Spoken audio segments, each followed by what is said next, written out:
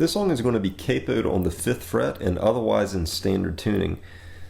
One note about this is on the recorded version, it sounds like Ryan Adams is playing one guitar that is definitely a 12 string, and then another acoustic might be in an alternate open tuning.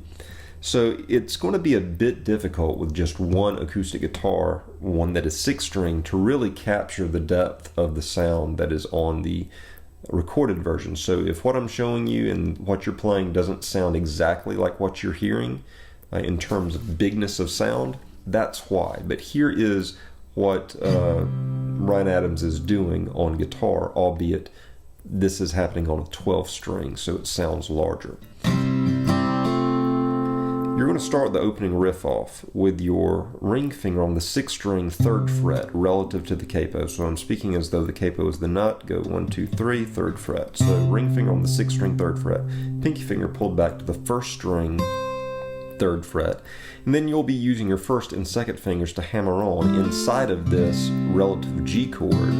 Your 2nd finger will be hammering to the 4th string 2nd fret. Your 1st finger will be hammering to the 2nd string 1st fret. So you'll be making a bit of a C chord inside of our G bass and top notes.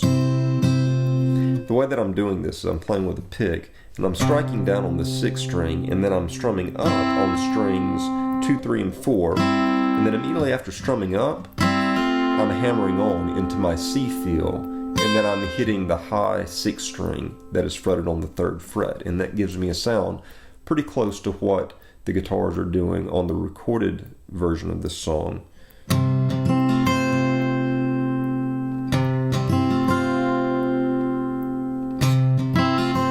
Now that in and of itself is kind of boring, so I come back and I drone with, I guess these are probably slow 16th notes, 1E and a 2E and a 3E and a 4E, and I drone on the low 6th string after hitting the high 1st string.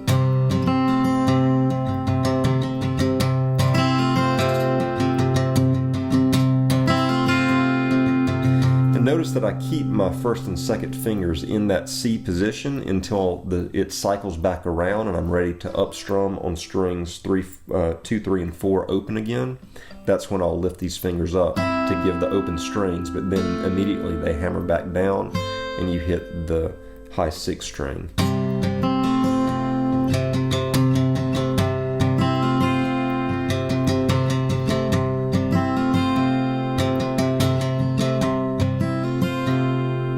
So that's the feel that you're looking for in the intro and through most of the verses of the song where it repeats that idea.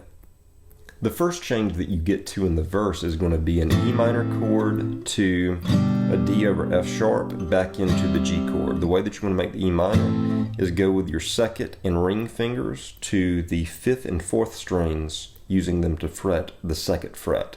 And then you'll have an open 6th string, open 3 string, open 2 string, open 1 string. So that's your E minor. And then going to the D over F sharp. The way that I'm making it is I move with my 2nd finger to the 6th string 2nd fret. I move with my ring finger to the 3rd string 2nd fret, and then I put my pinky finger down on the 2nd string 3rd fret, and I leave an open 1st string.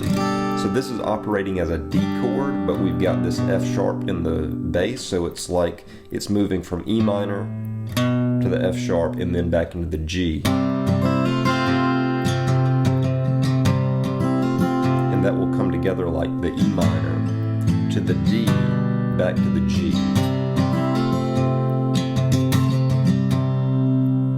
Whenever we get to the chorus of the song, it's going to move to a C chord. The way that I play the C chord is I put my ring finger on the 6th string 4th fret, pinky finger on the 5th string 3rd fret, 2nd finger on the 4th string 2nd fret, open 3rd string, 1st finger to the 2nd string 1st fret, open 1st string. So just a nice full 4-fingered C. It goes to a C chord, then it goes to an A minor 7 chord. So just pick up your ring and your pinky finger and leave your 1st and your 2nd finger where they were inside of the C chord. So 2nd finger is on the 4th string 2nd fret, 1st finger is on the 2nd string 1st fret. You'll strum from the 5th string down, leaving this in-between string open. The third string is going to be ringing open, and then you'll also have an open first string. So it goes C to the A minor 7, and then it goes down to the G chord again. The way I'm making the G chord is still just with my ring finger and pinky finger on the third frets of strings 6 and 1, and I'm just using those two fingers to make the G chord.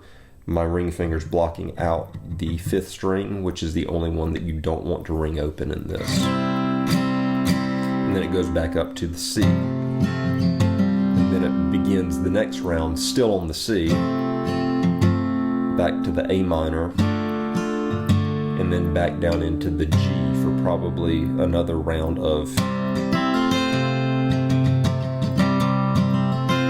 Whenever you get to the bridge, and in the verses it still goes back to the E minor, to the D, back up to the G, and you can listen to the recorded version to hear when to make those changes back to the E minor.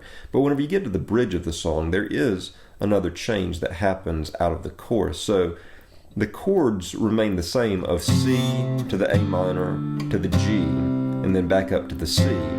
But the second time through, whenever you're in the bridge again, it then slides up to a D chord. And the way that you're making this chord is take your C chord and just move it up 2 frets, 1, 2. So now your ring finger is on the 5th fret of the 6th string. Your pinky finger is on the 5th fret of the 5th string. Your second finger is on the 4th fret of the 4th string. You'll have an open 3rd string. You'll have your first finger on the 3rd fret of the 2nd string. You'll have an open 1st string. And in this chord, you can kind of get more delicate with your strumming and just kind of cross pick a little bit between the strings and get a nice jangly open feel, is what it sounds like Ryan Adams is doing there. And then it comes back down to the C chord before returning to.